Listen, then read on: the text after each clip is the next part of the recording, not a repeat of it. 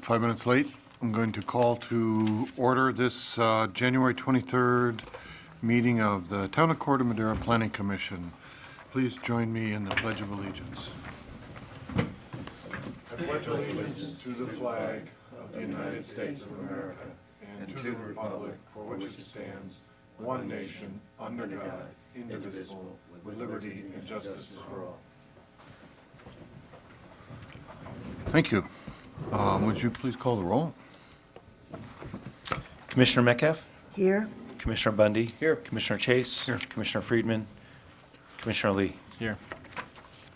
And I will note that our minute taker, Joanne, is absent this evening, but will be providing the minutes from the recording that we have on the desk here, the audio recording, and of course we also have the streaming live video as well that will be archived.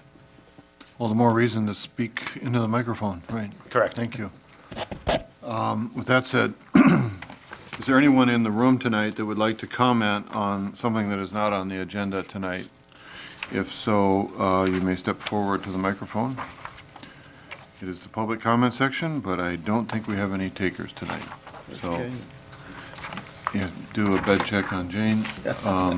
We will then close the public comment section and go directly to our continued hearing. So this is number 8 Westward Drive, and I think we have the parties in the room tonight. But Mr. Bush, this is your presentation. I will also state for the record that this is design review application PL 2017-0045 for a new 4,409 square foot, 2-level, single-family dwelling at 8 Westward Drive, for the record. Doug. Thank you. So this is a continued hearing, continued from December 12th, 2017, I believe. At that hearing, this application was reviewed with direction provided to the applicant to return. Specifically, comments were provided regarding design review finding 3 and the effects on views for the neighboring property at 10 Westward. So the applicant has provided some revisions, which I'll go over in response to those previous comments. First, I wanted to call your attention to a couple kind of last-minute items that you may have already seen. One is photographs provided from a site visit from the applicants that were placed on the dais there, and then also a letter provided today from Tom Sherwood of 10 Westward. So I hope you've had a chance to review those. So just, I guess we don't really need to orient ourselves. I think we all remember where we're talking here. This is at 8 Westward Drive. It's on the east side of Corte Madera here. The parcel shown here for reference, of course. So just to kind of briefly go over some of the changes that were made that are highlighted on the plans here and were called to your attention in the staff report. The changes were to the upper floor plan that's shown here. The architect provided an outline of what was the upper floor plan in the prior proposal on the 12th, and then how that has changed. So on the right side of this image here, what would be the northwest corner of the upper floor, that room was stepped back by 4.5 feet, and in its place is a balcony that you can see there that extends about 1 foot beyond the adjacent wall there.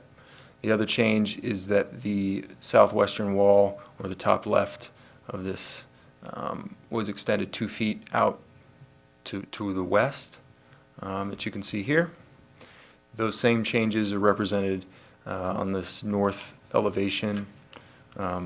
This is sort of a view as if you were at 2 Westward, just down slope, looking up toward it, showing how that wall I mean, as you can see here, it just shows the setbacks that we just discussed on the floor plan.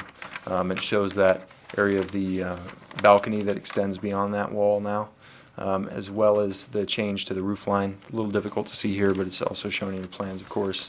And then just kind of showing that the eave over this portion that was pulled back only extends partially over that balcony. Let's see what else we have here. So staff met with the applicants and the owner of 10 Westward, Mr. Sherwood, in December. I think it was December 21st. We all met out there one morning and took a look together and kind of discussed what we were seeing there. The story poles had been modified prior to that site visit. Those story poles reflected the changes that are being put forward tonight. As you can see, there was also a photo provided as an attachment from the prior hearing. There was some emphasis on a particular location at the prior hearing in terms of assessing the views. And so we made an effort to sort of replicate that view to show that, that vantage point that you see here. So just to give you some context, this is standing from 10 Westward near the edge of the lot, adjacent to the fence, on the raised deck. And again, the deck is raised about maybe at most 2 feet above the grade there. And this is looking out northeast toward San Quentin would be just around the corner of the existing structure there, and looking toward the Corte Madera marsh, the triangle marsh there. So as shown in the attachment and as shown in the photograph here, it kind of shows that northwest corner that previously was 4.5 feet further to the left and blocked a more significant portion of the bay view that you can see. So this is the current story poles. I hope you had a chance to take a site visit there and see it for yourself. And this is really the extent of the changes, was pushing that wall back, extending the southwest wall 2 feet to the west, and the addition of the balcony is shown in the floor plans and the elevations on the revised plans. Staff has provided a resolution for approval of the project, as was recommended at the prior hearing, and feels that this change further decreases any impacts to views from this on 10 Westward from this proposed structure. And happy to answer any questions. Just want to provide that the rest of the time, obviously, for the applicants and the neighbor to both speak. And that concludes my presentation. Thank you, Doug. Before we ask questions, I just want to poll the commissioners as to who made it out to the site. Phyllis? I was there yesterday. Okay, Bob, I know you and I were there. Yes. So we were there. I was not able to make it. All right, so we have that. Phyllis, do you have any questions for staff at this time? Not right now. Dr. Bundy? Doug, just in going through the application, I was curious if a sprinkler system was required to be installed on a home that is not necessarily in the urban wildland interface. I believe there is that this was reviewed by the fire official, and that fire sprinklers would be required. I believe it is in the wildland urban interface. So, sorry about that. So just to repeat, I believe it was reviewed by the fire official. There are conditions of approval that are attached with the resolution, including one for a fire sprinkler requirement. So yes, it is required. Thank you. All right, thank you. Charles, do you have any questions for the staff? Just in looking at this picture, just clarification for my understanding of what the story poles are communicating. So that's the face of the building, that the farthest one to the right to the left of the chimney, right? And then the overall height of the story poles down below, does that represent the top of basically the wall that surrounds the kind of new proposed patio? Yeah, so the story poles represent just the extent of the wall, but not, I don't believe the location of the patio is shown using story poles. Okay. That said, it's not the outside of the eave, it is the wall corner. Yes. Okay. All right then. All right, no other questions for staff, so at this point then, the applicant may step up to the microphone, please. Make your presentation.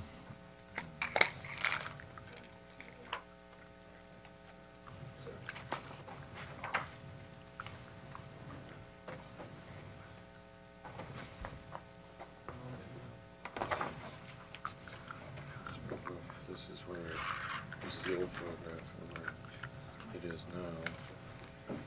This is the new photograph, and that's where it was. Roughly.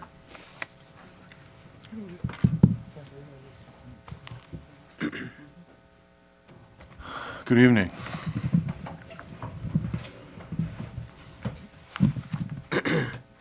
Good evening, Commissioners. My name is Chris Skelton, and it's my pleasure to again present to you the design of 8 Westward Drive. Given the comprehensive staff report and the overview by Doug, I'll do my best to be brief in addressing the modifications to the design in response to Planning Commission comments and public comments since December 12th's hearing, and in particular focusing on Design Review Finding 3. So I'm happy to share that we were able to meet with the neighbor just before the holidays to review the updated story poles. Although we only received the neighbor's opposition to the updated design when we walked in the room this evening. Again, the purpose of the redesign, as we understood it, was to evaluate and reduce the view impacts to the upslope neighbor at 10 Westward so that the project will not significantly and adversely affect views of the nearby residents per finding 3. So with staff, and Doug, thank you very much. We did our best to photo document the new and updated story poles to understand whether the changes met the guidance provided at the December hearing. Per the staff report and the recommendation of approval and the proposed resolution, we believe that the findings do support, or rather the facts support the findings for the Commission's affirmation of finding 3. So I want to start, we're going to do a couple of juxtapositions with the original photos that Doug had taken to document the view considerations, and then the photos that were taken in December just before the holidays based on the revised story poles and the design. Although we were previously instructed to use another photo as a baseline, I want to add some of the context. So here you'll see no view or prominence of any story poles. Oops, excuse me. And again, the same conditions apply. And you can see we're all in the backyard taking a look at the situation here. So this is one of the views that played a prominent role at the last hearing. It's not the view that we were instructed to use as the baseline, which we'll get to in just a moment, but I do think that this is informative for a couple of reasons. This is the pre-existing or the last iteration, okay? And I'll try and be clear when I describe current versus prior, okay? So this is the prior design, and you'll see I did my best to use a big, black, bold outline of where that prior story pole was. You can have a reference point here with that transformer on the power line. The story pole previously was in approximately that location. Now, this is the view comparison, and these are, we did our best, like I said, to use that wind chime on the left-hand side to line things up in the foreground, and using Doug's memory to set up a tripod and take basically the same view. Again, you can see that transformer right in the middle there, and how much further over to the right now that the new exterior facade of the building is located.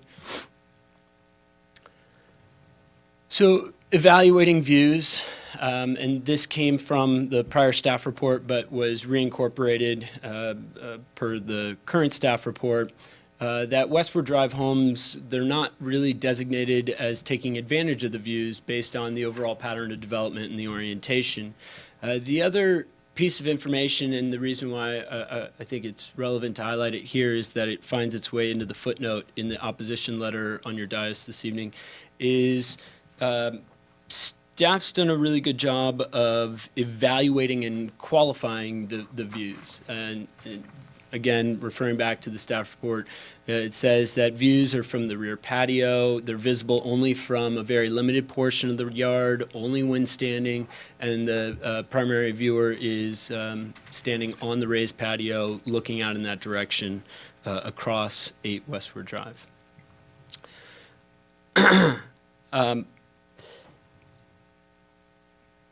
So how did it change is, I want to take you through that decision-making process, because it's tough to design to a very specific point without necessarily an objective criteria to measure it by.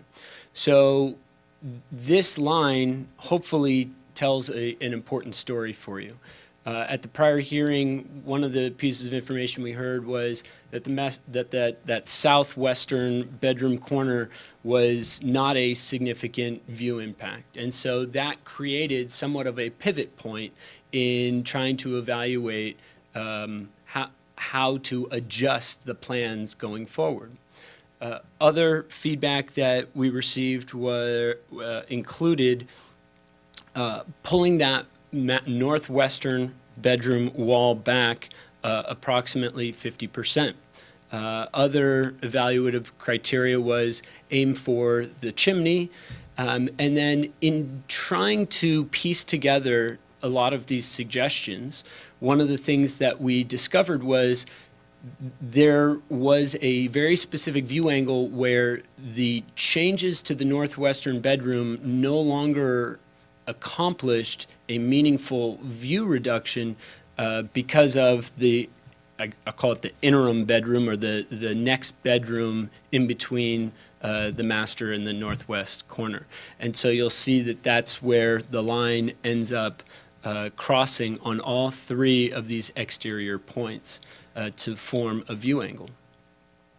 So this was what I call the baseline photo, and this was what we were instructed to use in evaluating the view last time. This was a photo that was taken from Doug, I believe, prior to the December 12th hearing, although I don't know the specific date, but it represents the prior design. Again, you can see relative to the transformer there. Here is a view comparison. Now, I've identified this as zoomed out because what we tried to do was use the same sort of foreground, the notch in the fence, and capture that same view angle. Again, the story pole has been, or that northwest corner is greatly pulled back. I need to highlight a piece of science here because this is called zoomed out, and I'm going to give you natural view. I'm going to submit to staff a scientific report that does camera versus the human eye. And the conclusion here is that the human eye is measured at 43 millimeters in terms of a focal length. Well, this photo is taken at, I believe, 18 millimeters. It's a zoomed out, broader view, and so it doesn't accurately represent what is a view angle. And when you look on the dais, and Doug gave you these attachments of all these photos, you'll look at them and you say, well, one of them looks like they're zoomed in. I don't want you to think that we're artificially manipulating these photos. What we've done is we have a zoomed out photo that is not accurately representing the naked eye, and then we have a naked eye perception, which is at 43 millimeters. I believe that I inadvertently zoomed into 45, which is a negligible difference, but the best that I could do with a DSLR on site. And so this is what the naked eye perceives as the view obstruction. And when you evaluate this, and I actually got out the grid and the ruler and everything like that, we came up with approximately 18 to 20% view obstruction. one of the guiding forces that we were provided at the prior hearing was, aim for 1/3 to 20%, and that would be less than significant. And so that's another criteria that we used in trying to evaluate, have we followed the guidance of the commission? And in working with staff, that's one of the things that we said, yeah, we think we have. Again, I'm going to take it back, and you can see where the story pole was prior and where it is now, and what that looks like based on the naked eye. Now, here, there are a couple of other elements that should be at least considered, and the general plan definitely speaks to this, and staff has identified it as well in evaluating the type of view it is. And you'll see that there are multiple existing obstructions in the view corridor. I highlight from left to right, existing trees that are pretty robust and significant in closing off bay views, a transformer, power lines, and the existing chimney. And so the proposed new massing is even less significant based on these other criteria that already devalue that view. In conclusion, we understand that this is an important view because it's one of the only that the neighbor really has. And we've worked extensively for approximately the past 8 months in coming up with a design that meets the applicant's goals in hopefully getting his family there soon. In working with the neighbors, we have a plethora of neighbor support letters that are already on file in support of the prior iteration. We did not go back to the neighbors and re-explain what the changes were since they were satisfied with the prior iteration. We did go over to the neighbor's house. We worked hard to get contractors and surveyors to change the story poles, certify the story poles in a timely manner so that we had them up before the holidays. We met over there, took the photos, and thought that we were there. As a design element, just to clarify before wrapping it up, the proposal is for that deck, the roof eave does not extend all the way over. We did look at the loggia. We thought that the roof might project too much and create too much visual mass up above. The railing is proposed as a glass railing with probably a wood top rail, so glass and wood. The glass naturally trying to keep an open appearance to that area and, again, minimize any perceived bulk and mass. In reading the opposition letter this evening, right before the hearing, it sounds like Mr. Sherwood is himself wrestling with the tension between privacy and views, in that he's proposing or has future plans to take down the fence to open up views, but then almost in the same breath is opposing the now balcony on the second floor because it'll be looking into his property. It's not oriented toward the property, it's oriented to the rear of 8 Westwood, and I guess actually towards the bay. And so I don't believe that it presents a privacy concern there, and he says that he can't plant because it would then interfere with views. So these are a lot of the same tensions that we wrestle with in going through the application process. We think that we've struck a really good balance, and we're requesting that the commission approve the project as presented this evening, since all of the findings can be met per the staff report and proposed resolution. Thank you very much for your Okay, time. thank you, Chris. Before you go, and then perhaps we'll ask if the commissioners have any questions for the architect. Phyllis, do you have any questions you want to ask these gentlemen? Yes, I'm curious. I noticed that you enlarged the master bedroom when you cut back the size, decreased the size of, well, I guess you're calling it a playroom now. Why? So at the last hearing, the story poles did not They did not accurately represent the exterior facade. They represented the roof eaves. And based on the perception of the story poles at the last hearing, they were not offensive in the location for view consideration. And that's the number one reason that when we went back, we were evaluating that. In other words, you wanted a larger master bedroom. You're asking two different questions. He's responding to something different. You're asking. I am asking why the bedroom was enlarged. The number one reason why the bedroom was enlarged is because, based on the feedback from the story poles at the last hearing, the location of those story poles were not deemed offensive. Secondarily, we're still evaluating whether or not there is an opportunity to flip-flop that master to the northern side and turn that master into two kids' playrooms, or bedrooms. That was something that you identified at the last hearing. We didn't have, there wasn't enough information to fully evaluate it, and based on the floor plans that are in the works, we think that the plan works as is, but we wanted to have that flexibility in case it's going to be flip-flopped, as you suggested. Does that make sense, Phyllis? I'm sorry, I now get it. You used the justification that in offense allowed the story pole, you increased the bedroom. Yeah. Right? So the story poles went from representing the roof eave to the edge of the building, so that those story poles did not change. Okay.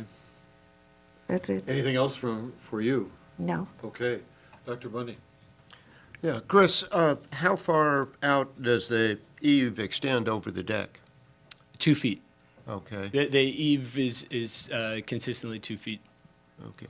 Can you go back to the story poles and just Absolutely. highlight what story pole represents which corner? Yeah. What do you, Just Is starting this- from the left and going to the right, if you could point those out. Sure. So this is the northwest bedroom corner. The playroom? Yeah, I'm sorry, playroom. This is the intermediary bedroom. Okay, This is the master bedroom here. okay. And yeah, in the, do you need the background ones as well, or just the western The ones facade? that were That's what I going to figured. be in the view corridor. Yep. So the other question I had, I know you've met with Mr. Sherwood and tried to look at it from the deck and the viewing area that he's created. Had you given any thought to trying to work with him, if he was amendable, to try to do something to help his deck move possibly further to the west, to the corner of his property, to maintain the view that he has? The other issue that I noticed when viewing the story poles was there's a Monterey pine, which is in the corner of his property, that's in the view corridor that this house would have.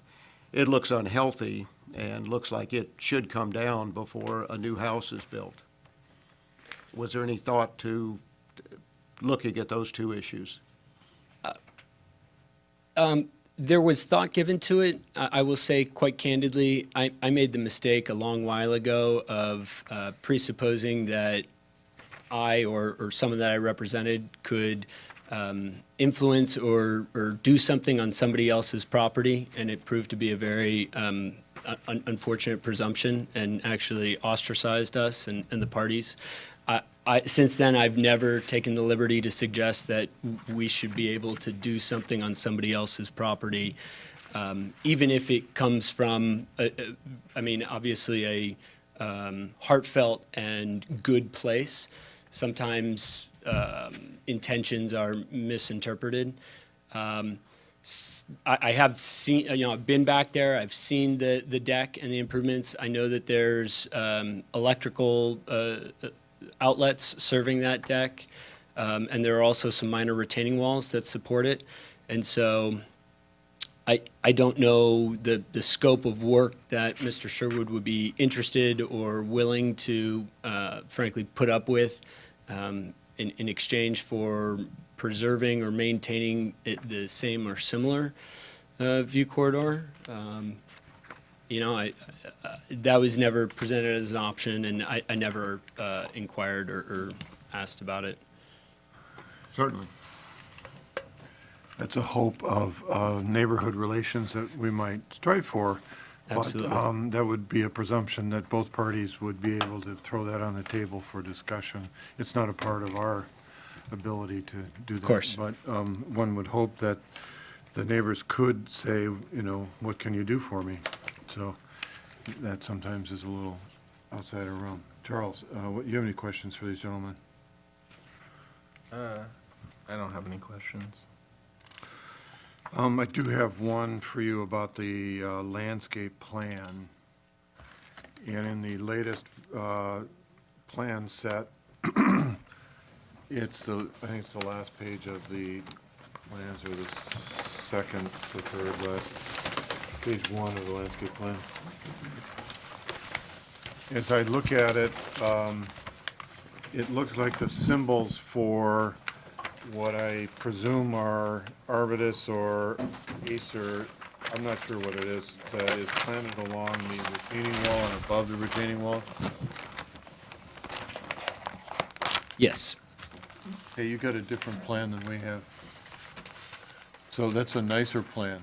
I can see from here. You got If you'd shaded, like to Peter? review the color copy, I requested a special color copy just for me, so. Well, I can see from here that the order of the planting along the wall is different than what we have on our plan. So that it appears to have been organized in a fashion that is feasible. On our plan, it is not feasible because the symbols are just sort of scattered along the planting area. Absolutely. So that's more information.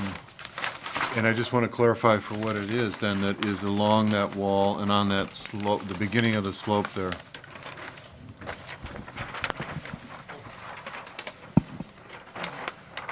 Okay, so color is everything. We'll pass it along to other commissioners It's not to look quite at as well orderly as I hoped. in the public. So purple is festica grass, the little red dots are poppies, I guess, and then the other green stuff up on the hillside, I can't, okay, so it looks like, I don't know, star jasmine or, no, it's the Confederate jasmine along the fence. So you've got the fence covered with jasmine.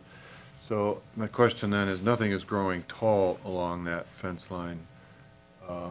The retaining wall and the grade elevation shows about a 4-foot elevation at the western edge there, That's my son.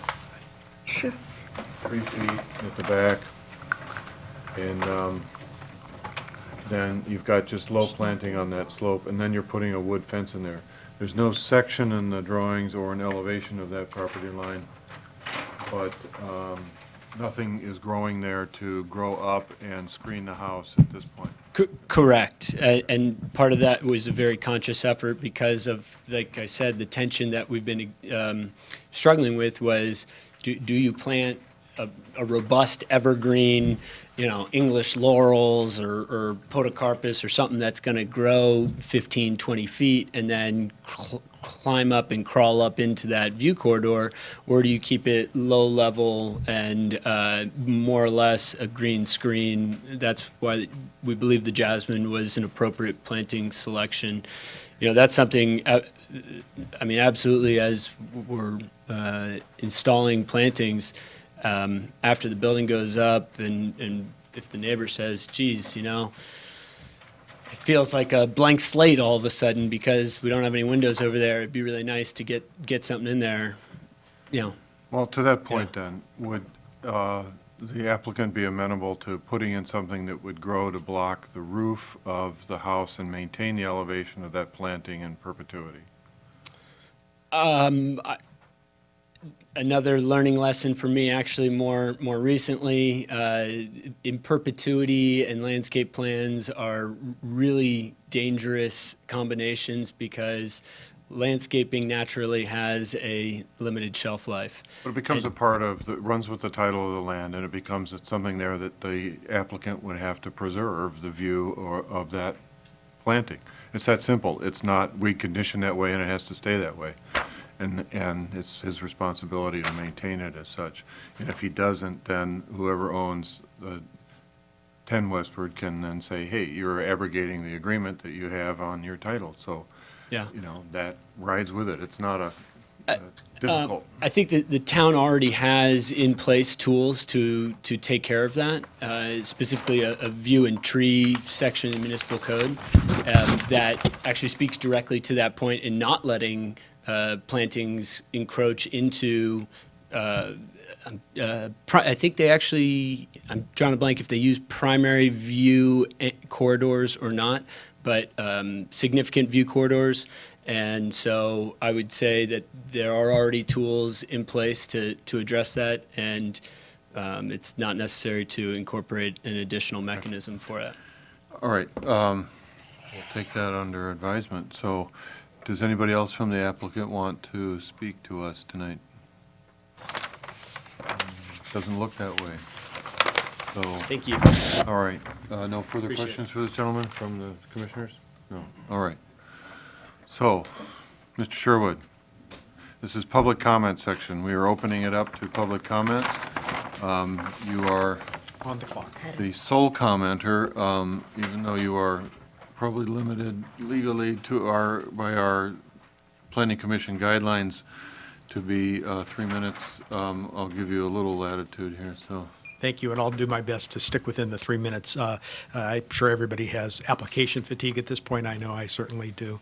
I want to dispel one perhaps misconception that may have come out of Chris's comments, and that is he stated that the letter tonight was just seeing it for the first time was the first time they knew that there were any objections. That on December 21st, when the group was out, I made it clear that I still did not like the intrusion into the view corridor and suggested what would be acceptable to me. Frankly, I've now since thought that through a little bit. I would like to mention that I watched or observed the hearing for 22 Seminole at the last meeting, and the difference between just the feel and the way this application has been handled versus that one is rather striking. In that one, you had from the very beginning the applicant completely redesign the addition to leave 100% of the view of the neighbor across the street of Mount Tam. And what we get down to here is a question of can what is the balance? Is the balance that they can build a 4,400 square foot house and have a third impairment of our view corridor, or should they be required to mitigate that and reduce the impacts as they would if this was subject to environmental review? You'd have to make findings that there were significant impacts that couldn't be mitigated, or if they could be mitigated, you'd have to do mitigation measures. And as my letter indicates, there are ways, very simple ways, that they could mitigate the impact on the view. As far as the deck being the only area to take advantage of the view is absolutely correct. That's why we built the deck there, was to get us up high enough so that we could see across the house and into the bay and enjoy those views. We thanks to their suggestion of what they're going to do with their deck, we like the idea of reducing the wall, the fence, the solid fence next to us, and putting in a glass fence. Didn't occur to us at the time, largely because of what was down below. And we kind of like that, so that we will be able to take advantage of those views while sitting looking out at the down at the bay. And then lastly, I would also add that I hope you don't fall victim to the oldest play in the developer's playbook, which is ask for the stars in your first application here, build the Great Wall of China across the property that blocks everything of our view. And then every time you make changes, you can say, well, this is so much better than the totally unacceptable view. And so we think you should measure the impacts here, not on how much they've changed, but rather on what the impact of this plan is. Thank you. Thank you, Mr. Sherwood. So for the record, before we close the public comment, is there anybody else that would like to make a comment? Seeing any, none out there, does anybody have any questions for Mr. Sherwood? No? Charles? Okay. I think that normally, I think we've heard quite a bit from all the parties, so that we don't need to go into another session of rebuttal and so forth. So I think that it's time for us to take this under discussion and move forward with our thoughts on this. And I'm interested in what each of you see as the important factors related to the Just for the record, again, Yeah. and close the public hearing. Yes, Thank you. thank you. And we are still at finding number 3. That is our topic of consideration. The other findings we were able to make for the project. So when it comes to the view corridor, that is where we are. Does this new application provide enough or not? Or do we then refer that back to the applicant as not enough? So, that said, Charles, I think I'll start with you tonight and ask you how you feel about finding number 3, if you have any commentary about it, and if you cannot make it or if you can make it. Right. So my commentary is, we did discuss about looking at that view, what I thought from that picture. I have not visited the site, so I'm really also looking for guidance and a dialogue with the rest of the commission, having been there and talked to all the people. But from what I've seen in the photo and what I had communicated as far as what I understood as significant versus insignificant, I really put it at the chimney. So I guess I would have liked, it would have been a lot easier for me to evaluate the photo if it had ended at the chimney. And I've also clearly said if they just were able to not do that, it's a no-brainer, right? So then by pushing it over a couple feet, it just makes the decision harder for me. And so that's why I haven't come to a decision, and I need to have a dialogue with the rest of the commissioners to move forward on that. So. All right. Thank you, Charles. So, Phyllis, when you're evaluating this, do you find that it's in the realm of acceptable, more is needed, or what do you think about the loss of this remaining view versus what was there blocked before?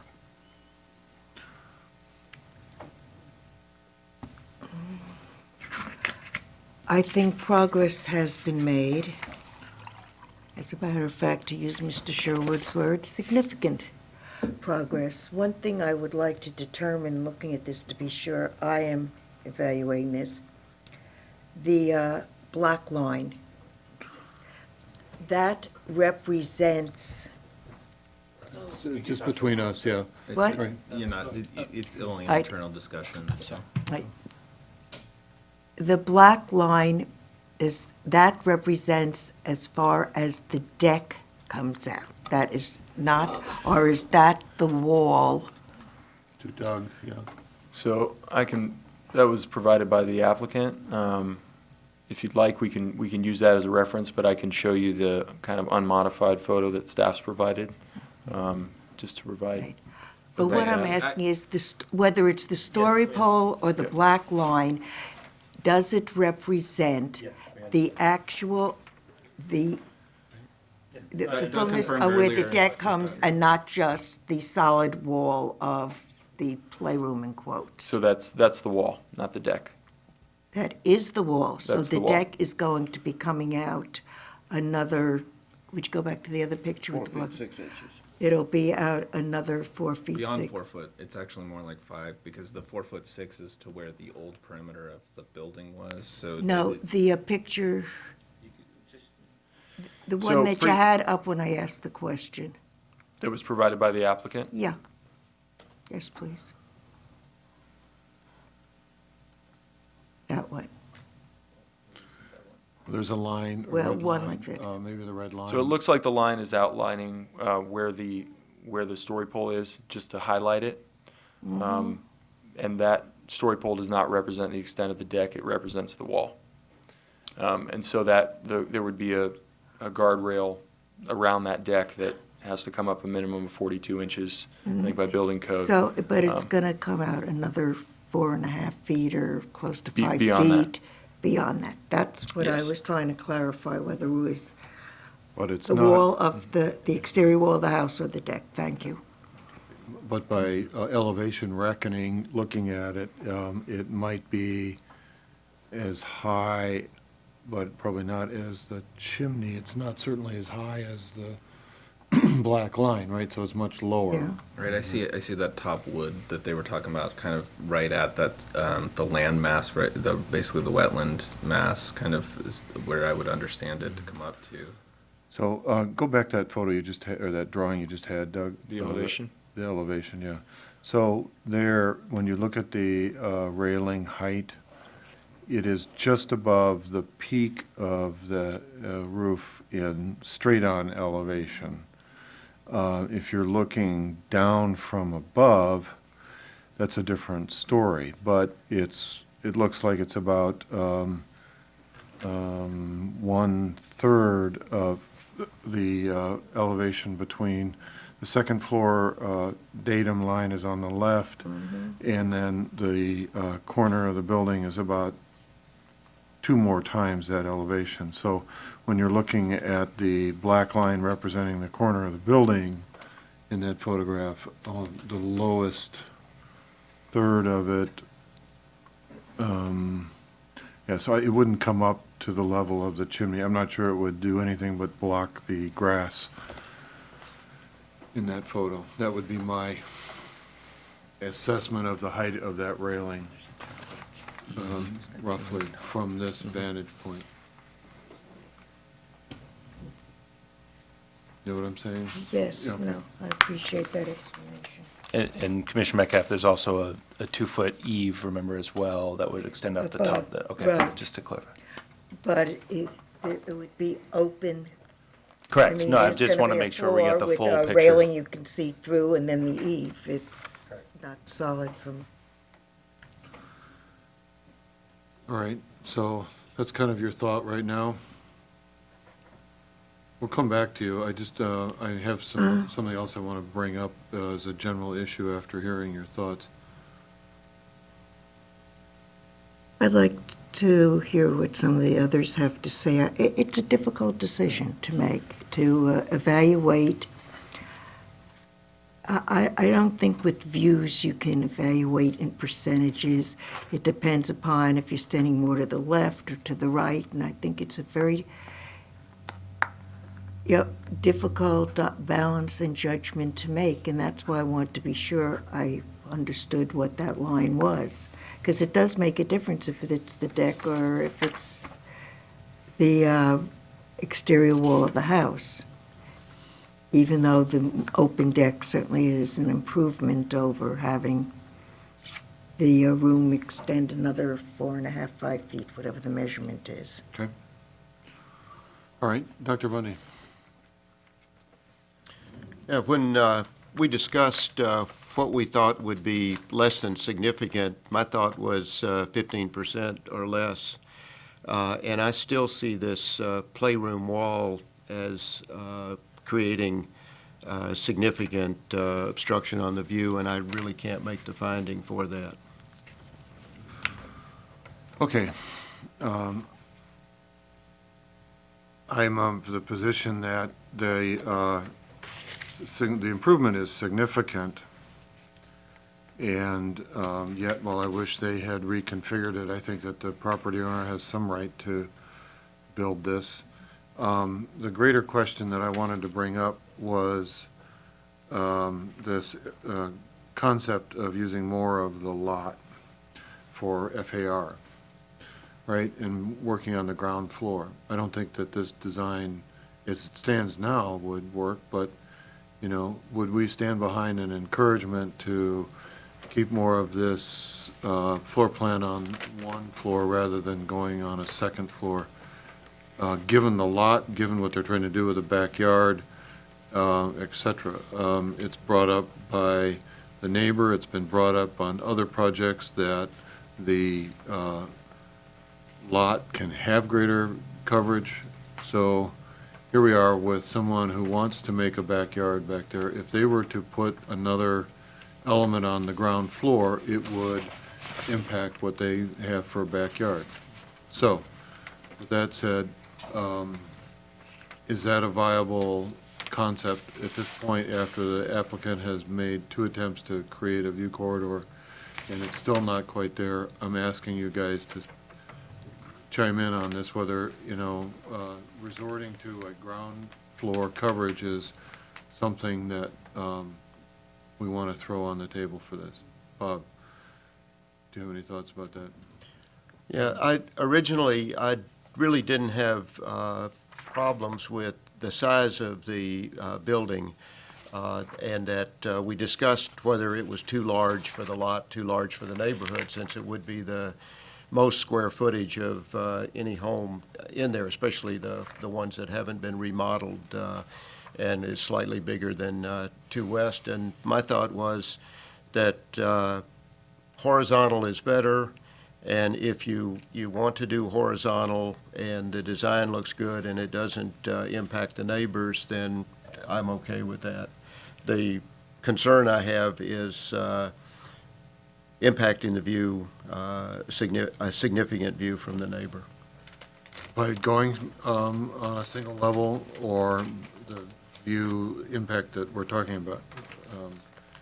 How would are you referring to a single level expansion as blocking a view? Or No, I'm saying a single level would be unlikely to block the view. That's Yeah. why we've created a preference for that. All right. Phyllis? There is a very significant slope in that backyard when you look at. So you could say how far back the lot goes, but how much is usable in the sense other than, you know, having some nice plantings on a hillside. And I would think that by adding on the first floor, so the back of the house was kind of U-shaped, you're losing so much yard. And, you know, if there are children involved that would, you know, they'd want their children to play in the yard and stuff like that, and they'd like to have a nice yard. I don't think it makes sense because of the slope in the lot to try to build out on both sides in the Okay. first floor. So, you know, then it's a weight in a way of saying that the horizontal expansion on the ground floor That- would not be sort of appropriate given the lot and a house, Yeah. and that you would And the weigh, use they want to make of it. you would weigh in favor of a reduction of the second floor in some fashion. Okay. Charles, back to you. So I guess, because you asked the question, I guess I can weigh in. Of Yes. course, I think that the city and in general, the community appreciates first-level, you know, additions. And if you had gone that route, it would probably be a lot easier for the commission to make that finding. I think also, if you were able to mitigate it to, you know, back behind the chimney, I definitely had said that I could probably stand behind that being less significant. It's not there. You know, the commission has visited and they're talking about it. So I think that there were a lot of options. I personally, like for the ground floor, within my own home, I struggle about children versus pushing out FAR if I was to do addition on my house, and there is a big consideration for that, right? But I think outside of that, the real consideration is, do you really need 4,400 square feet to raise children, right? And so then it doesn't become, hey, you know, can you guys just push more out and take away more yard? It's more like, what's more important, the yard or this much larger, you know, McMansion-sized house? And that's the bigger question that I personally absorb and want to take away from it is, you know, like, yeah, they could have pushed out in there, but then, yeah, then the yards decreased. So then really what the decision is can they reduce more square footage out of the building?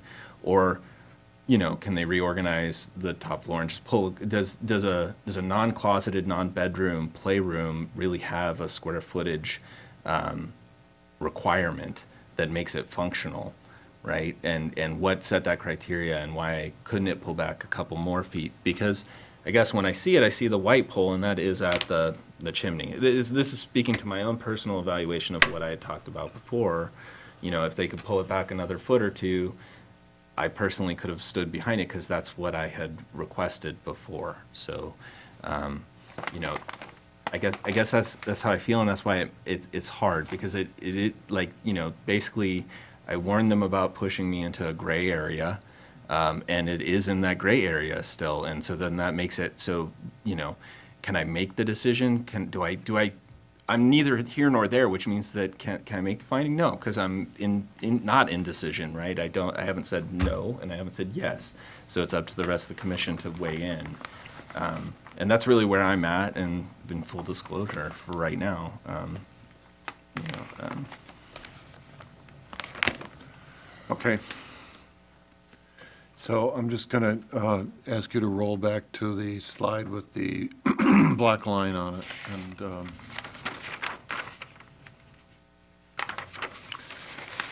there we go. So the black line is the outside of the playroom, correct? Outside corner of the playroom? Yes. Exterior wall. Right. And then the next pole in this direction, is that the outside corner of the interim bedroom? No. That one, yeah. That The white one pole- is the interim bedroom. No, the white pole in between that doesn't, yeah, that one, that's the corner of the next one. Okay. All right. So, And I guess that's where I'm kind of torn too, is because from a certain view angle, upslope, in the model, understanding architectural constraints and design, like I can understand that fixing where that pivot point is. I hear that argument. I don't discount it, right? But okay. So you had said previously that you thought the chimney was your line in the sand right there.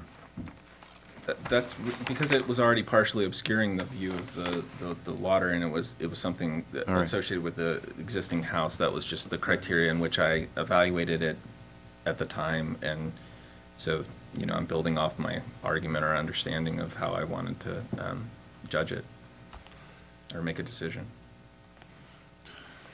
Bob, what's your line in the sand on this? I think Charles is picking a spot that looks like my 15% or less from being a significant impact on it, so I would agree with that. So I think that things are really pretty close. It's a handsome house. I think it's no reason that it's understandable why all the other neighbors like it. It has a great look from the street and everything, but I would agree with Charles in regard to where that obstruction should be. All right. Ms. Metcalf, where's your line in this building that you would accept? Line in the sand. Yes. I'm trying to evaluate, to bring it back to the line of the chimney, how many feet we're talking about? 3? 2 or 3 feet in plan. What? A few feet. So It looks, about 3 feet. Does that make sense? It's 2 to 3 feet, yeah. 2 to 3 feet. Yeah. What is the size of the room? This doesn't have The interim bedroom is 16 by 11.6, the playroom is 13.6 by 10.6, so 6 by 10.6. 10 by 10 rooms. 13.6 is the width. Make it 8. No, that's the master I'm Yeah, talking no. about here. This is the room we're looking at. Yeah. And I'm saying if we bring it back 3 feet, it would kind of be in line with where they have the window, I guess, in the drawing. I mean, the window would have to move, but I'm saying where the window is now. okay. That would, I could, So I'm hearing Deal with a consensus from 3 commissioners to move it back to a line from that viewpoint about between 2 and 3 feet, somewhere in there, that would work. So at this point, then, Adam, the applicant would have a choice to either ask for an up or down vote, or to return for a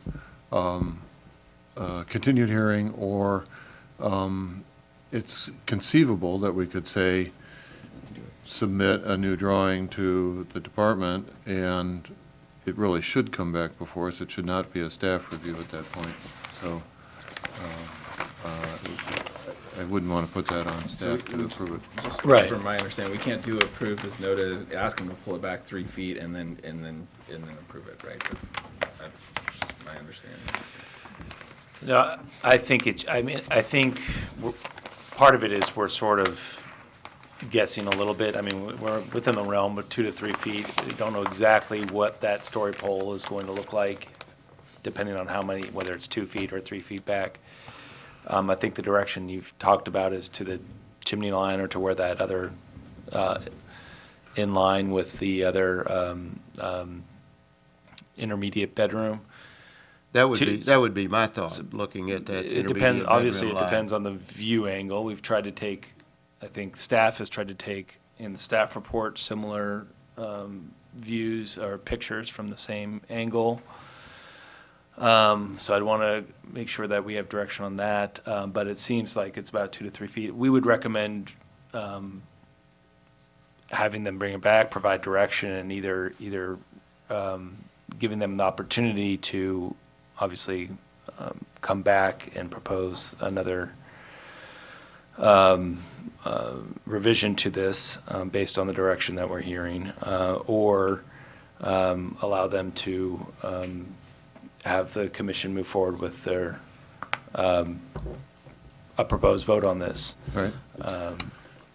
And If you were going to make that inquiry of the applicants, then I would recommend that you reopen the public hearing so that Right. everybody or anyone had an opportunity to be heard on this. so with that said, in looking at it, it's a minimal move, but 3 I think feet- it's because, the reason why, I think it's because all of the evidence presented has been based on the views of particular images, and therefore I think the commission should ultimately make its decision based on images and the story polls that they're comfortable that the findings are made on. I mean, that's my recommendation. Okay. All right. Rather than sort of the, let staff, approve with a condition. No, I agree. So that's it. Okay. So here we are. And I want, before we do just what Adam said, I think that it's a minimum of 3, and looking at that, to really maximize the view, it would have to be to one side of that chimney. The view that you get is not in the line of the red line as presented by the applicant on the drawings. You actually have a view at the walls of the building. So the red line view is not the view you get. You guys know what I'm saying? He'd lined up all those corners of the building in a red line, and each successive corner moves further into the view plane than the red line showed. So we're not looking along that red line at those corners. So with that said, I understand Bob and Phyllis's comment of moving it to the right. So, Bob. So my thought would be move it back so that the intermediate bedroom is the corner, and possibly the staff could make that determination, although if Mr. Sherwood objected, then it would have to come back to us.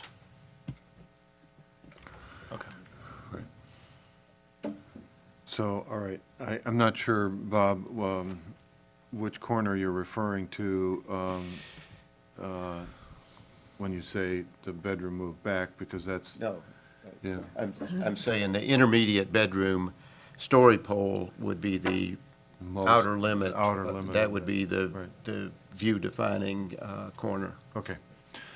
So with the fact that we have 3 out of 4 commissioners here that would suggest this come back to us, I'm going to reopen this and ask for the applicant to come up and with the, address the understanding that the commission would like to bring this back with a further revision.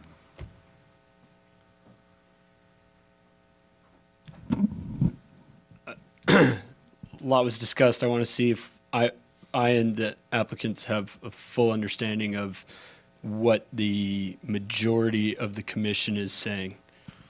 So, am I correct in my understanding that the white pole, That's, the intermediary bedroom, now defines the limit for? is that the official photograph or is that the unofficial photograph? That's the photograph that staff provided, in the same vantage point that was discussed at the December 12th hearing. In as this well. photograph to the right of the chimney? No, hold on. Let me clarify. That's not correct because we didn't have the wind chimes in the official one on December 12th. And that was clarification that I specifically asked for earlier on December 12th. If you refer to the attachment in the staff report, just a moment here. Are you talking about this? Yes. So, attachment 3. Maybe if you go to, can you open up my PowerPoint presentation, the one that's labeled baseline? That was the photo that you provided us. that So, we just one identif- moment. In attachment 3, there's the photo that I had understood as being the photo that was emphasized and the view that was emphasized on December 12th. And that is what we attempted to replicate. So if the commission would like to use a different vantage point as the primary point of emphasis, there are several other locations and different views from each of those locations that could be considered. Okay. And those, I'm I not- think, are I'm in not attachment asking for a 5. different photograph, and these 1221 photographs are the correct photographs, is that not it? Those were provided by the applicant. By the applicant, okay.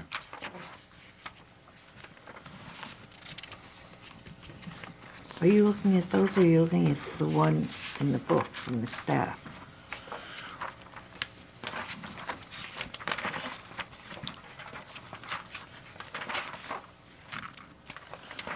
So the one in the book, this one, this is it, staff photographs? Mm-hmm.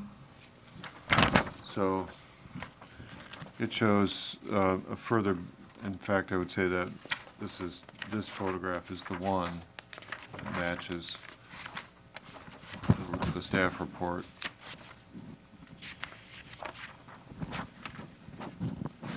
Staff report, it's close. In this page, the lower one was the earlier photograph, and the top one is the later photograph, the way I understand it. Correct. Okay. So it's at the very back of attachment 3, Charles. Right, I found a couple of attachments. So that's not Let me it. just see it.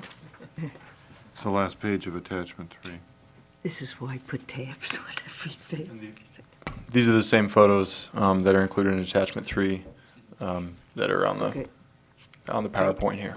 all right, that is the one that's 1221 after it was, Correct.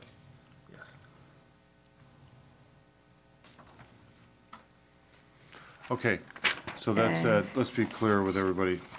With regard to the chimney, Phyllis, what pole in that photograph is the one you're talking about, you'd like?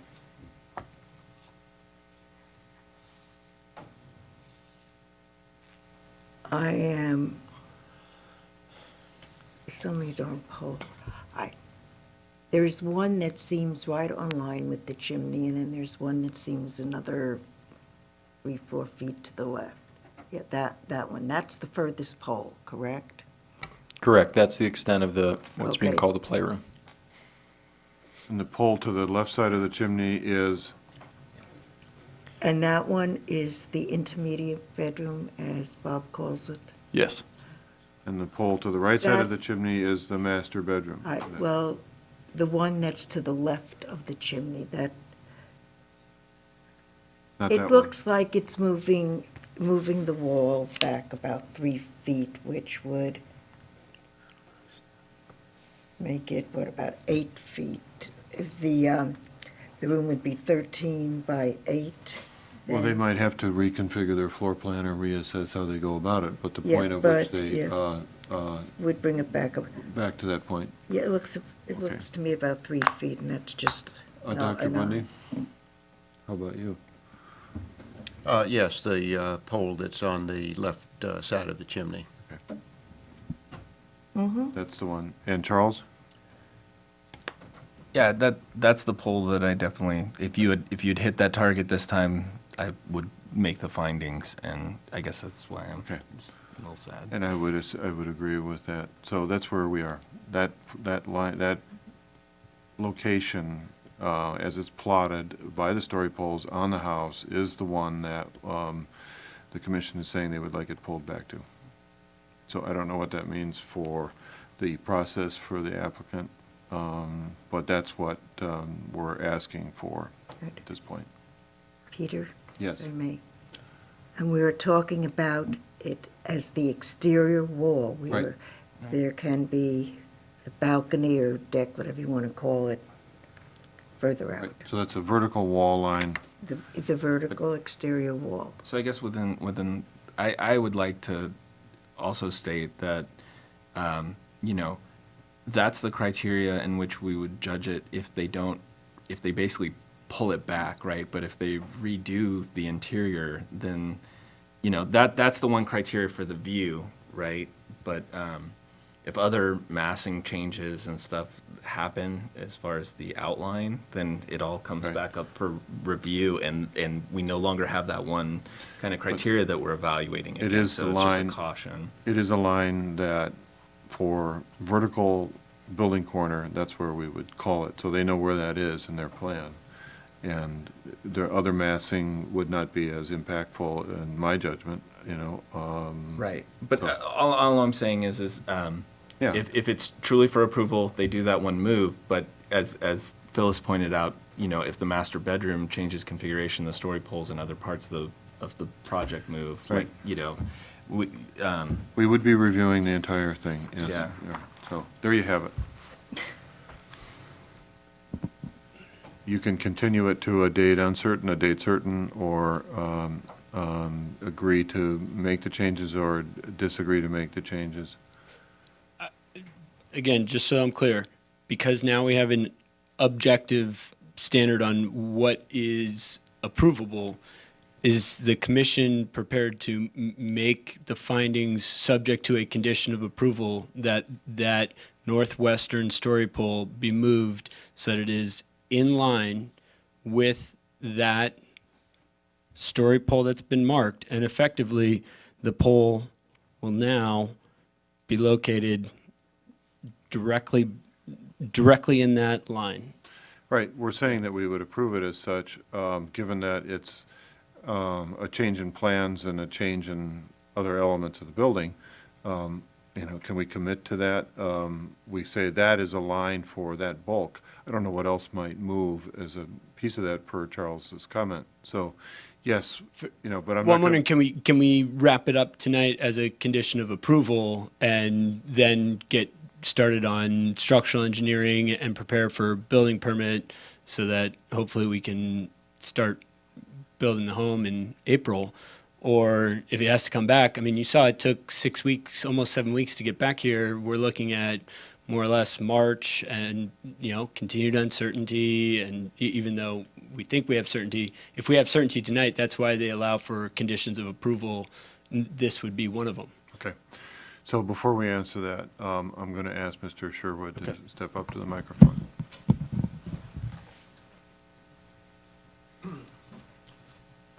Because of the changes that you've all kind of alluded to, every time there's a plan change, I think it would be appropriate for you to look at this one last time. I had, when people were out on the 21st, I had said that if they pulled it back to the middle of the chimney, I wouldn't be happy, but I could live with it. And there's not so much difference between those two data points that I'm going to scream bloody murder. But I among other things, without an actual design, you put me in a position of having to take it on faith that they're going to do consistently with what they've agreed to do, or you've asked them to do, and I don't know, what do I appeal if it comes back, in the condition of approval, that it's something completely different. So, All right, thank you very much. I will say this, if it wasn't clear, with that line, I'm fine. Okay, I got that. All right, thank you very much. So, Adam, it would be unusual for us to approve something with this level of development work to be done with as a condition of approval without bringing it back before us. So I feel like we would ask to continue it to a date. Right. I think my recommendation is that you do look at it again. As we saw it the last time, there were some additional changes that were made. Yeah. Also, there's, so I think that's, given how specific we're getting with particular images as well, I think that's important for the record that you actually relying on a particular Right. image in terms of a view together with the plan, and look at it again. And I think that can be done, well, I mean, obviously we have to see from the applicant, but I think obviously we would make every effort to turn this around as quickly as possible. The next commission meeting, I think, will be helpful, is that there's an extra week in January, so it's 3 weeks from now instead of the normal 2 weeks, which might be otherwise too tight of a turnaround. But I think we have the ability, or, obviously it's the applicants of it. Right. Obviously they need to do it, but there is an extra week before the next commission meeting. Right. So 10 days notice, right? If it's if it's continued to a date certain, we don't have the noticing requirement. We do want to see the story poles up, obviously, in that normal 10 days, or the change. That is, the applicant would have to do that. So our next meeting is on the 13th. Right. So that's 1, 2, 3 weeks, yeah. So they would need to have this in a plan by the 31st or by the 1st? I'm sorry, what date would that have to be? 7? Well, again, if it's continued to a date certain, it's really about, there's not a requirement for the notice. No, but okay, Isn't it one For of story the story poles. poles? Yeah. right. So they have to be up by the 31st. I think if there's direction from the commission about Right. how long they would like to see the story poles up, in this case, it could be actually reduced because of the Right. extent. Phyllis, did you have something you wanted to say? I was going to ask whether or not we could put it on the 13th, if the applicant could take care of his Yeah. end. Because as far as I'm concerned, even though you and I discussed tonight, we had talked about doing the rules and procedures. It's been put off so many times, I don't mind putting it off another Well, meeting. it's, And move this instead. I mean, so much of this has been discussed. This is not going to be Okay. a hearing that's going to take 2 hours. shouldn't. So with that said, I'm going to ask you, sir, if you can continue to the date certain of the 13th. As we're ticking closer to an hour and a half on this single issue, I apologize for smirking about the 2-hour comment. Here's what we would propose is that the commission is given very specific guidance, objective guidance, and truth be told, the exact guidance that I solicited at the last hearing. So it's a bit frustrating for the applicants to hear what now is objective statement that, yeah, if you do this, it's good.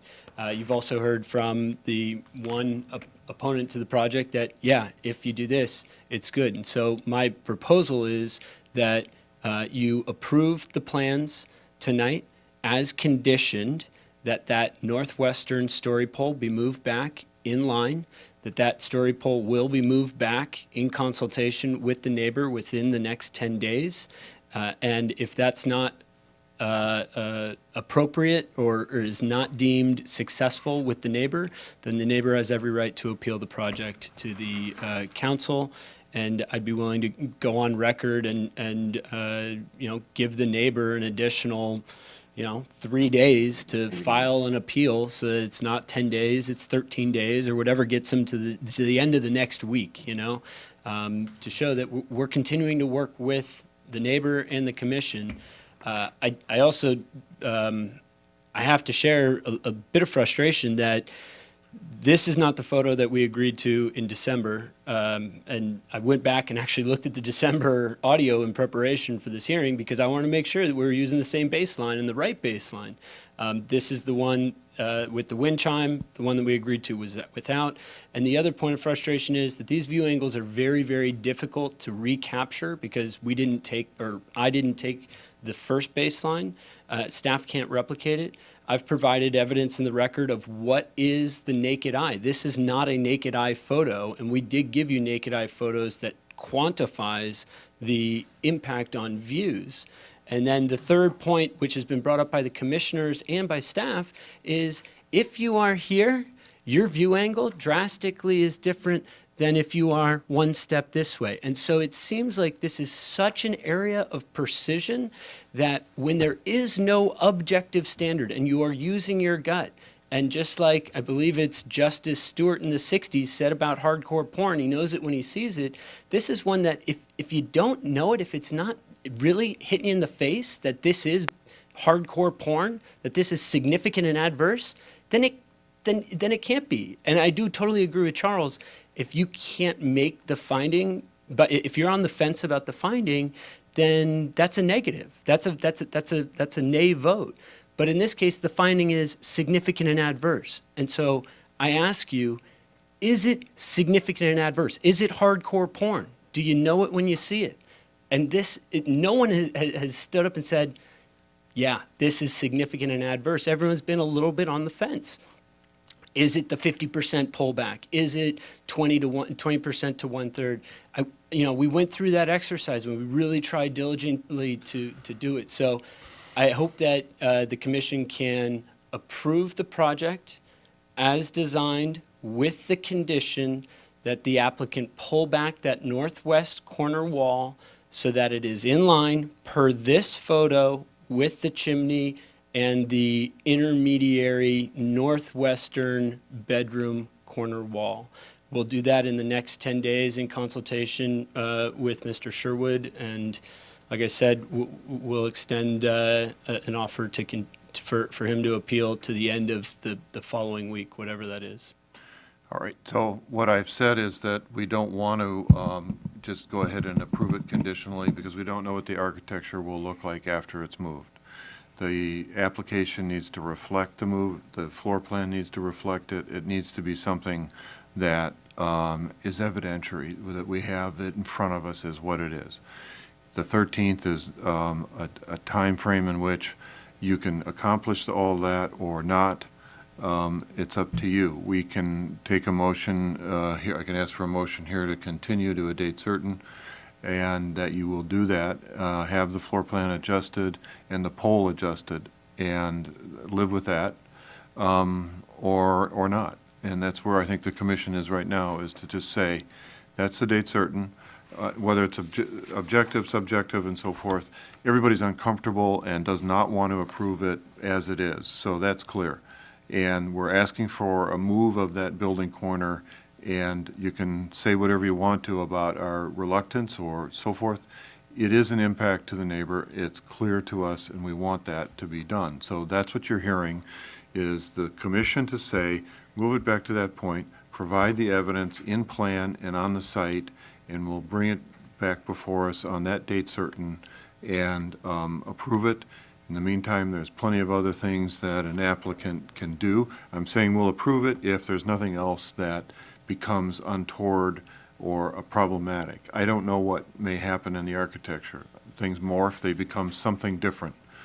That's why we have to see it. I can't say, leave it to staff to do it. That's shirking our responsibility to look at it, for them to then wrestle with what a new floor plan might look like. It's not fair. So that's what we're going to do. Unless you have some other action of ours, I'm going to ask for a motion to continue to that date. And you'd come back with the floor plan and the story pole, and it would be certain, as Adam says, the noticing requirements are not the same, but we would go out there and see it, and we'd have the plans in front of us.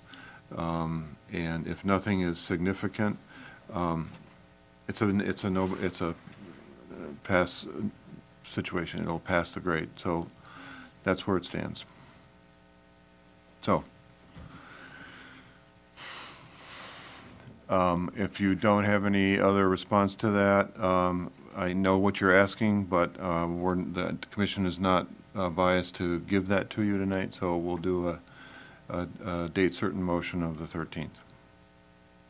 Can I have 1 minute to confer? All right? Yes.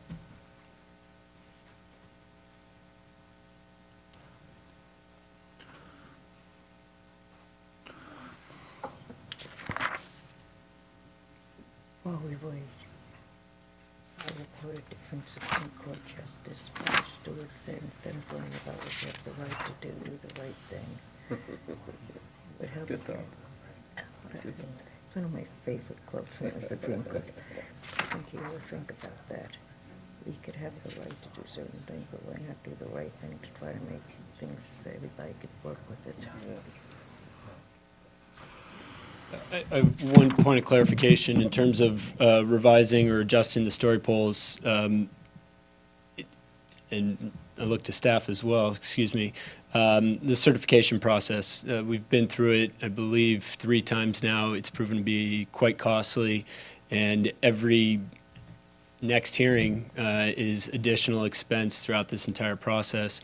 Can we work with the neighbor in lining this up and not having it certified so that it meets everyone's eyeball test, because it seems like that's what we're using as a measurement? All right, so just to be clear, you have the certification of those story poles in place right now. Yeah. They relate to building dimensions that are unknown, they're on plan, and they're certified.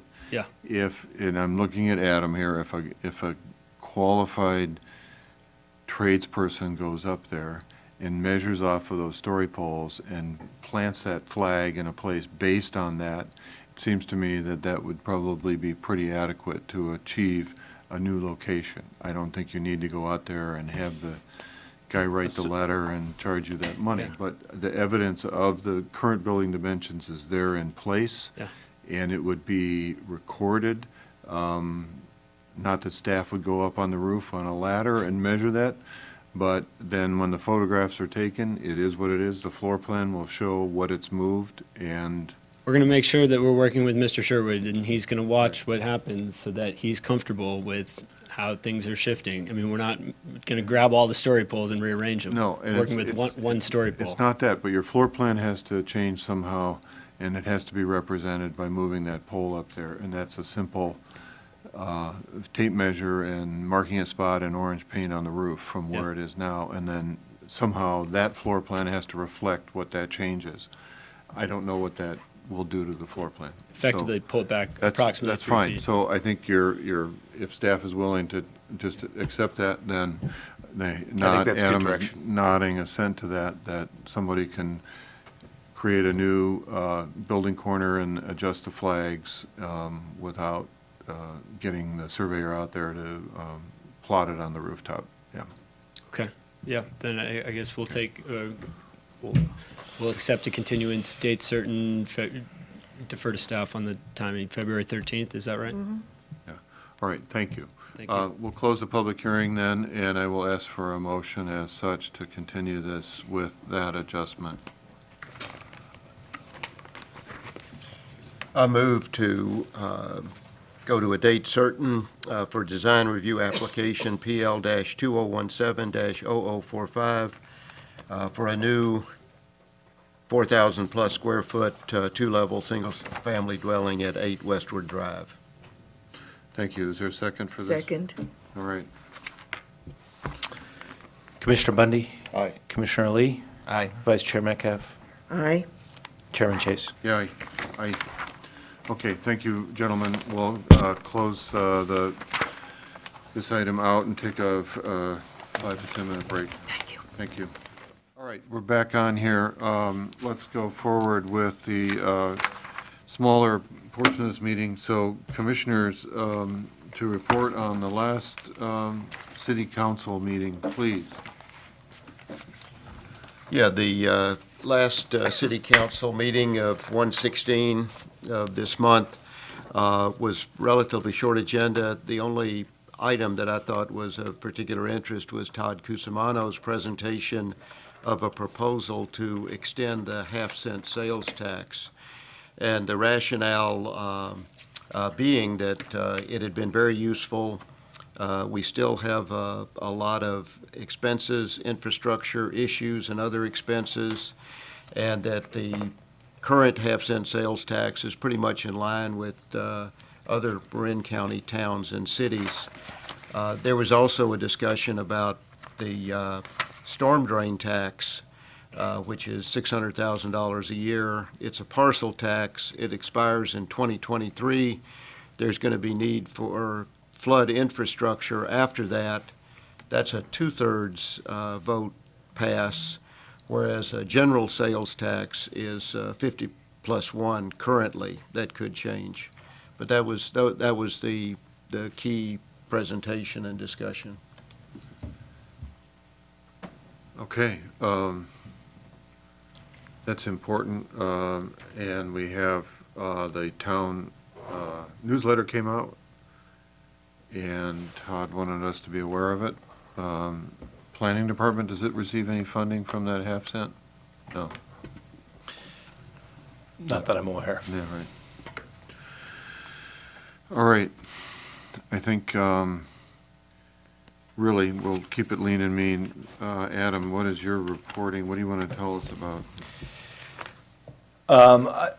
Commissioner Bundy asked if I might report on some comment letters we've received regarding the Marin Audubon Society restoration project of habitat out at the 72 Industrial Way. As you know, obviously this you saw the project last year. It required some other permits from the Public Works Department, but anyways, in the last couple of months, it was started and rather rapidly sort of is very close to completion, and there were some concerns raised about the final condition of the final condition of the site out there, including a fence that was constructed. So those comments have come to me. I've seen some of them and have communicated with the applicant, and we'll let Barbara Salzman of Marin Audubon Society know of those comments that came in, and continuing to discuss those issues with her, and I believe she will be discussing with her board as well. So that's an ongoing thing. I'm aware of those issues, and will be, I'm sure, an ongoing conversation. All right, having been a part of that discussion to some degree, a lesser degree, if, based on the evidence of what we approved, that there is no movement from the Audubon Society, might it be appropriate for us to agendize a memorandum or something regarding what we see? The commission absolutely could put on a discussion item, a business item to discuss sort of some of the background and any potential actions it may wish to take with regards to that item.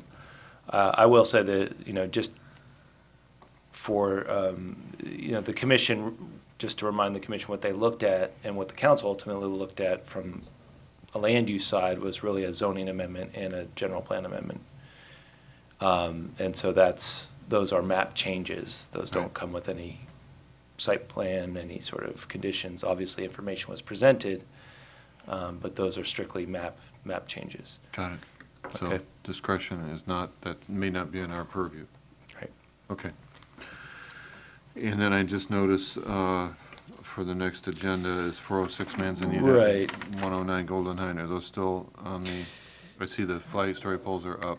Yes, so that's right. So we have both of those applications as of today. Are looking to, we're pretty confident that those will be on the agenda. Obviously, we have another item that will be on the agenda as well, but hopefully can be fairly quick.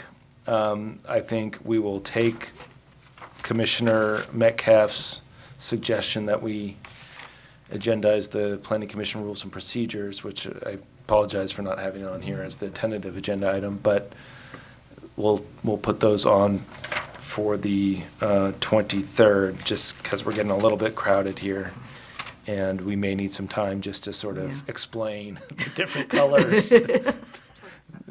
Yeah, sorry, the 27th, the different colors on that one. So so that's looking like the future upcoming meetings. Yes.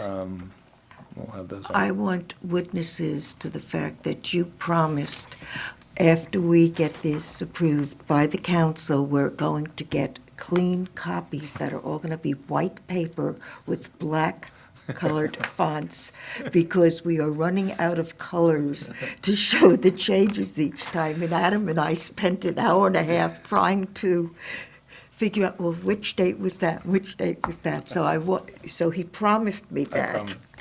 Absolutely. Doesn't McIntosh say 1,000 some colors? I'm just kidding. All right.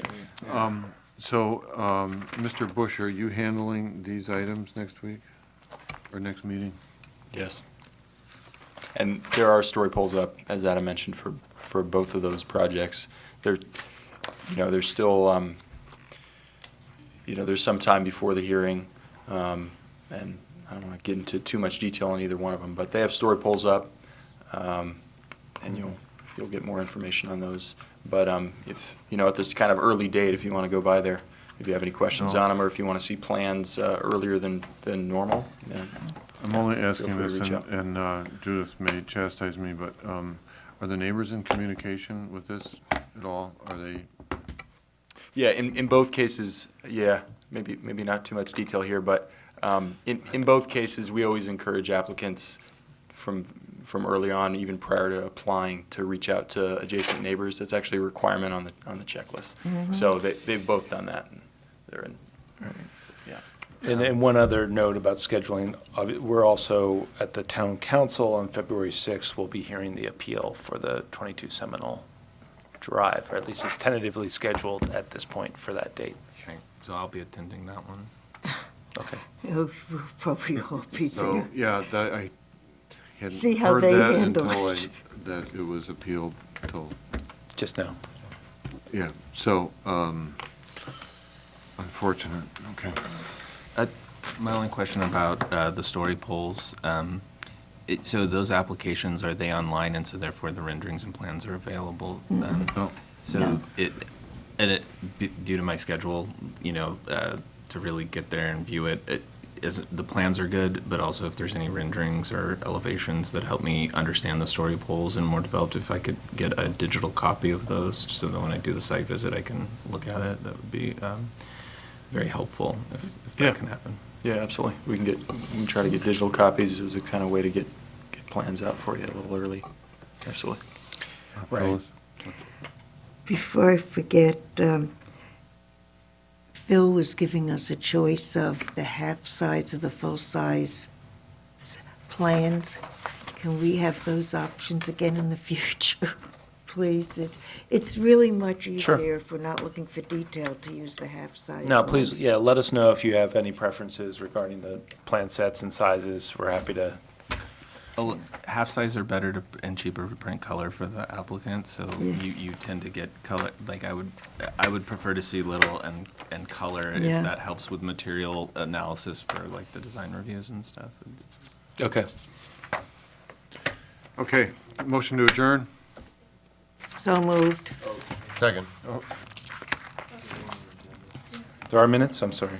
I What? don't have minutes. No, I don't We don't have, there are no minutes. It says it's for the next, That's correct, yeah. All right. Thank you. Good night and good luck.